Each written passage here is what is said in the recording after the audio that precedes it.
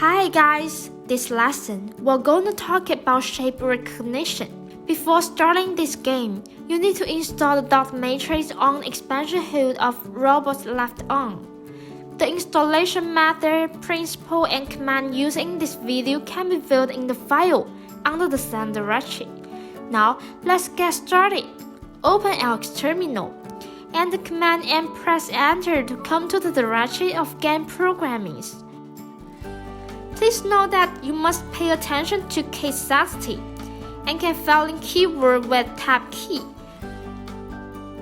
Then enter the following command and press enter to start the game. You'd better play this game in a wallet surrounding. Let's look at performance.